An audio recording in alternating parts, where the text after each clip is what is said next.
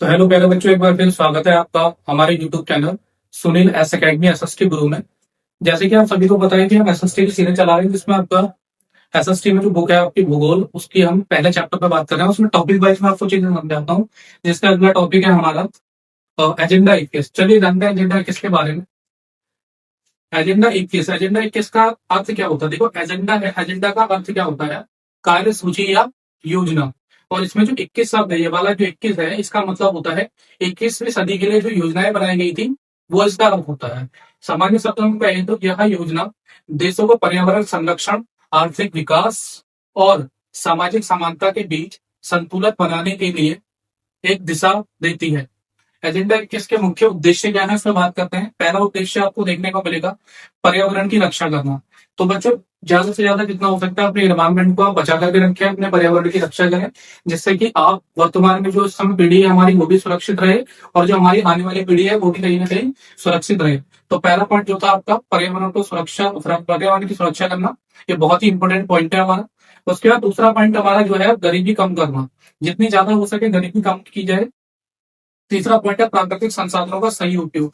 देखिए, प्रकृति एक बहुत ही सुंदर तत्व आपको मिला हुआ है। प्रकृति में आपके जो संसाधन है उनका ऐसे ही वेस्ट ना करें, क्योंकि उसमें कुछ संसाधन ऐसे हैं जो नवीकरणीय योग्य हैं, और कुछ संसाधन ऐसे हैं जो अनवीकरणीय योग्य हैं। तो अपने संसाधनों का सही तरीके से आप उपयोग करें तो अच्छा होगा। प्रकृति का संसाधन दिया, उसका उपयोग जितनी अच्छी तरीके से आप कर सकते हैं उतनी अच्छी तरीके से करें। अगला पॉइंट है हमारा शिक्षा और स्वास्थ्य में सुधार। जितना ज्यादा आप एजुकेशन में डेवलपमेंट कर सकते हैं और अपने स्वास्थ्य में यानी कि हेल्थ एरिया में जितना ज्यादा सुधार कर सकते हैं उतना अच्छा होगा। उसके बाद हमारा अगला पॉइंट है टिकाऊ विकास को बढ़ावा देना, यानी कि डेवलपमेंट ऐसा हो जो कि टिकाऊ हो। ये नहीं कि आपने कुछ डेवलपमेंट किया और कुछ समय तक चला, उसके बाद वो विलुप्त हो गया, ऐसा नहीं। तो ऐसा डेवलपमेंट करे जो निरंतर चलता रहे। अगला हमारा पॉइंट है एजेंडा 21 के प्रमुख क्षेत्र। क्या क्या क्षेत्र है उसके बारे में बात कर लेते हैं। सबसे पहला क्षेत्र यहाँ पर है आपका जल संरक्षण। देखिए, मनुष्य को जीवित रहने के लिए दो ही चीज सबसे ज्यादा चाहिए होती है, पहला वाटर और दूसरा आपका खाना। तो सब उससे भी पहले आपका वाटर है, क्योंकि वाटर से ही क्या है, मनुष्य जिंदा रहता है। अगर पानी का आप ऐसे अनुप्रयोग करोगे तो उससे क्या होगा, आपका पानी एक खत्म हो जाएगा। क्योंकि आप जानते हैं पृथ्वी पर वैसे तो पानी पूरा 100% है, लेकिन उसमें से 98% पानी खारा पानी है, जिसे मनुष्य उसका उपभोग नहीं कर सकता। और पृथ्वी पे कहीं चाहिए 2% पानी ऐसा है जो पीने योग्य है। इसलिए पानी का आप क्या ना करें, बिल्कुल भी दुरुपयोग ना करें, पानी का जितना हो सकता है संरक्षण करें। दूसरा पॉइंट है आपका वन और जैव विविधता संरक्षण। ये भी आपका बहुत ज्यादा इम्पोर्टेंट है, क्योंकि आप देखते हो कि जो वन है उसमें विविधता पाई जाती है, और जो आपका जैविक है उसमें भी क्या पाई जाती है, विविधता पाई जाती है, डाइवर्सिटी पाई जाती है। तो कहीं ना कहीं इसका संरक्षण का क्षेत्र भी इसके अंतर्गत आता है। तीसरा आपका पर्यावरण, आपका जो प्रदूषण है उस पर नियंत्रण करना। आप देखते हैं कि जिस तरीके से हमारा क्लाइमेट चेंज हो रहा है, भूमंडलीकरण समस्याएं आपको देखने को मिल रही है, भूतापीयकरण समस्याएं आपको देखने को मिल रही है। तो कहीं ना कहीं आपका फर्ज बनता है कि आप क्या करें, प्रदूषण जितना ज्यादा हो सकता है कम करें। प्रदूषण कम कैसे होगा, जब से अधिक मात्रा में वृक्षारोपण करें, वृक्षों को काटे ना। तो पर्यावरण पूरे संसार के लिए एक बहुत ही बड़ी प्रॉब्लम सिद्ध होगी। तो इसके लिए इसका नियंत्रण बहुत ही जरूरी है। महिलाओं और युवाओं की भागीदारी।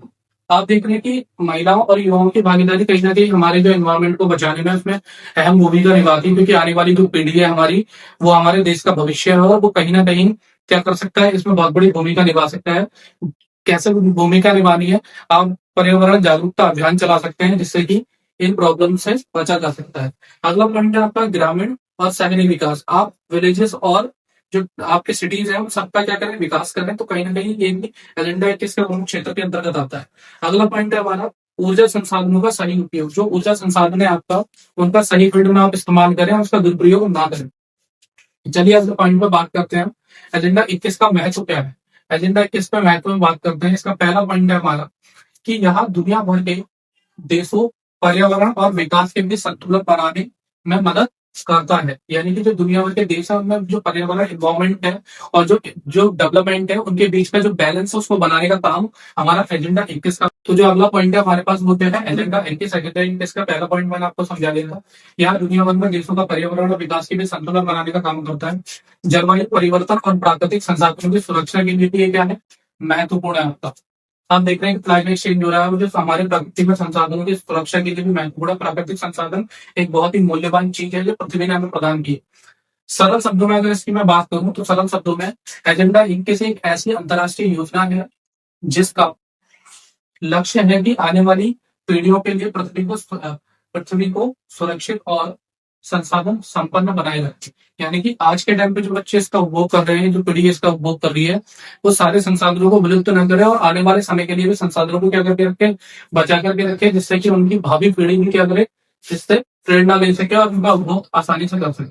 तो बच्चों में जैसे कि हर चैप्टर में मैं टॉपिक को समझाने के बाद आपसे कुछ एमसीक्यू क्वेश्चन पर बात करता हूँ।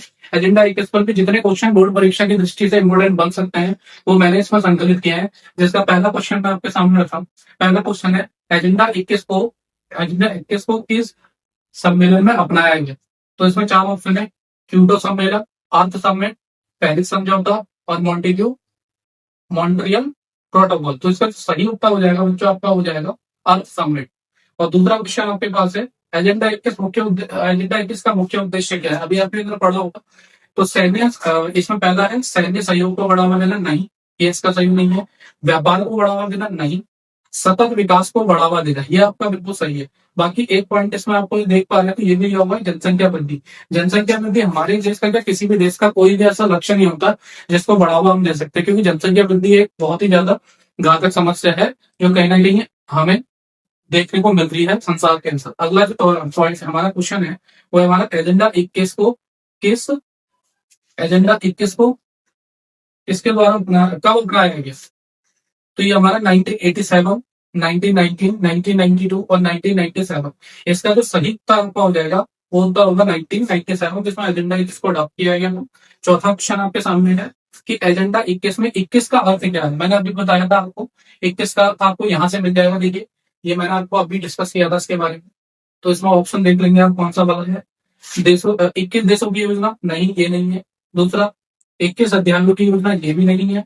21वीं सदी के लिए का योजना, ये आपका सही आंसर हो जाएगा। क्वेश्चन नंबर 5 पे बात करता है, एजेंडा 21 के संगठन की पहल से जुड़ी है। इसमें आपको 4 संगठन दिए गए। सबसे पहला है WBC, जिसको हम कहते हैं world bank. WB world bank होता है।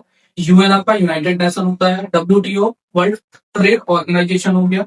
ठीक है, तो इसके बारे में जब हम बात करते हैं, तो ये सबसे मतलब कि किसकी पहल है? तो इसका जो सही आंसर हो जाएगा आपका UN हो जाएगा। UN की पहल यह है, जिसको हम संयुक्त राष्ट्र के नाम से जानते हैं।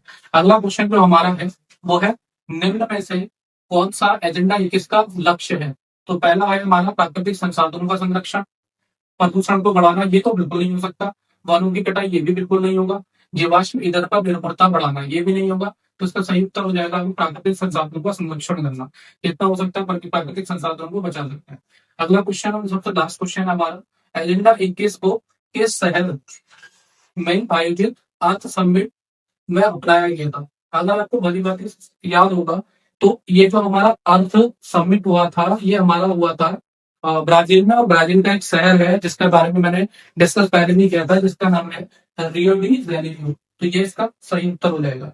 जो नेक्स्ट क्लास बच्चों हमारी होगी, वो होने वाली है इस पर संसाधन नियोजन पर। अगर क्लास पसंद आई हो तो वीडियो को लाइक कीजिए, शेयर कीजिए, और जो बच्चे नए हैं वो चैनल को